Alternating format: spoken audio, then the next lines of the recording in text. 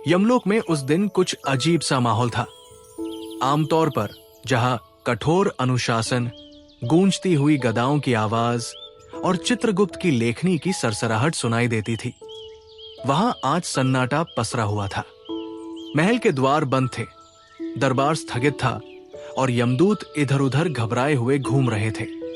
कारण एक ही था, यमराज बीमार थे।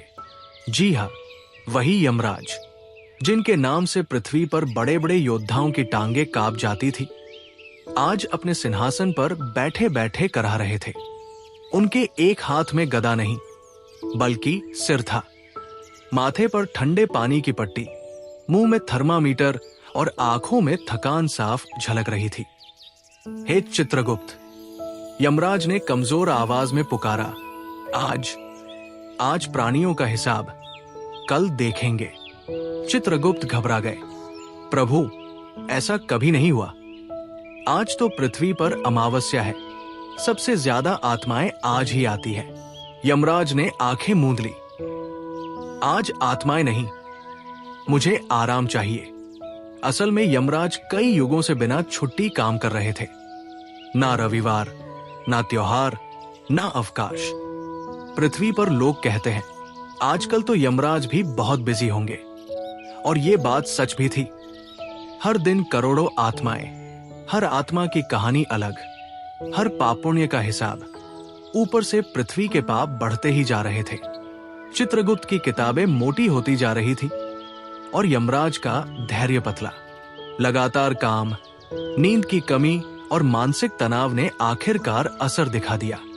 यमराज को तेज बुखार, सिर दर्द और कमजोरी ने जकड़ लिया। यमदूत आपस में फुसफुसाने लगे, अब क्या होगा? अगर यमराज ठीक नहीं हुए तो आत्माओं का क्या? कहीं यमलोक बंद तो नहीं हो जाएगा? चित्रगुप्त ने तुरंत आपात बैठक बुलाई। हमें तुरंत किसी अच्छे डॉक्टर की जरूरत है, उन्होंने कहा। एक यमदूत बोला, देवलोक से वैद्य बुला ले। दूसरा बोला, नहीं, आजकल पृथ्वी के डॉक्टर बहुत तेज हैं, इंजेक्शन में ही आधी बीमारी ठीक कर देते हैं। चित्रगुप्त सोच में पड़ गए, लेकिन पृथ्वी का डॉक्टर यमलोक कैसे आएगा? तभी एक छोटा सा यमदूत बोला, प्रभु, आजकल ऑनलाइन अपॉइंटमेंट चलता है। सभी यमदूत एक दूसरे का मुंह देखने लगे। चित्रगुप्त ने गहरी सांस ली। ठीक है, पृथ्वी से एक डॉक्टर बुलाया जाए, लेकिन ध्यान रहे, डरना नहीं चाहिए, वरना भाग जाएगा। पृथ्वी पर उसी समय एक युवा डॉक्टर आरव अपने क्लिनिक में बैठा था।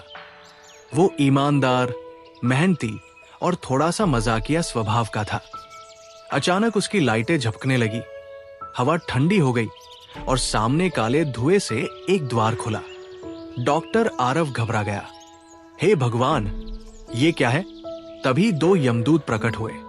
डरिए मत, एक बोला, हम आपको लेने आए हैं। कहा? डॉक्टर की आवाज कांप रही थी। यमलोक। डॉक्टर आरव लगभग बेहोश हो गया। मैं तो अभी जवान हूं, मैंने कोई पाप नहीं किया। यमदूत हंस पड़े। अरे नहीं, आपको मरना नहीं है, आपको इलाज करना है। कुछ ही क्षणों में डॉक्टर यमलोक पहुंच गया। चारों ओर आग के लपटें, विशाल द्वार, अजीब अजीब आकृतियां और बीच में भव्य महल। डॉक्टर आरव का दिल जोर जोर से धड़क रहा था। उसे सीधे यमराज के कक्ष में ले जाया गया। यमराज को देखकर डॉक्टर एक पल को डर गया, लेकिन फिर उसने पेशेवर अंदाज अपनाया। नमस्ते, डॉक्टर ने कहा, मैं डॉक्टर हूं। यमराज ने आंख खोली। तो तुम ही हो मेरे वैद्य? डॉक्टर ने थर्मामीटर देखा, नाड़ी चेक की और बोला, प्रभु, आपको तेज बुखार है, ब्लड प्रेशर हाई है और सबसे बड़ी बात, आप बहुत ज्यादा काम करते हैं। यमराज चौंक गए। काम मेरा धर्म है। डॉक्टर मुस्कुराया, लेकिन स्वास्थ्य भी धर्म है प्रभु। डॉक्टर आरव ने इंजेक्शन तैयार किया। एक यमदूत घबरा गया। डॉक्टर साहब, ये इंजेक्शन कहीं अमरत्व तो नहीं दे देगा? डॉक्टर हंसा, नहीं, बस आराम देगा। यमराज ने आंखें बंद कर ली। इंजेक्शन लगा।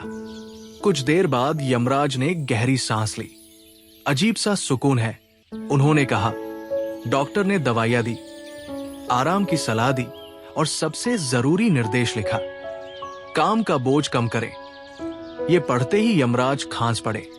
ये तो असंभव है। डॉक्टर ने साहस जुटाकर कहा, प्रभु, अगर आप बीमार रहेंगे तो सृष्टि का संतुलन बिगड़ जाएगा। यमराज गंभीर हो गए।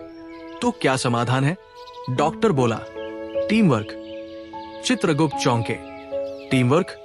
डॉक्टर ने समझाया, काम बांटिए, यमदूतों को जिम्मेदारी दीजिए, खुद हर फाइल मत देखिए। यमराज पहली बार सोच में पड़े। यमराज ने आदेश दिया, अब से हर यमदूत अपनी अपनी जिम्मेदारी संभालेगा।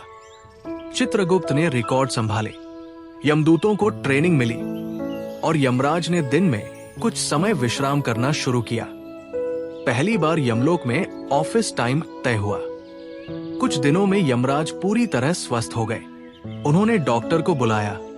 तुमने मेरा जीवन बचाया, यमराज बोले, मांगो क्या चाहते हो। डॉक्टर ने सिर झुकाया, बस इतना कि जब मेरा समय आए तो थोड़ा समय और दे दीजिए। यमराज मुस्कुराए। ये वचन रहा। डॉक्टर आरव पृथ्वी लौट आया। यमलोक फिर से व्यवस्थित हो गया और यमराज ने ये सीख ली कि चाहे कितना भी बड़ा पद हो, स्वास्थ्य से बड़ा कुछ नहीं। काम जरूरी है, लेकिन आराम भी उतना ही जरूरी है।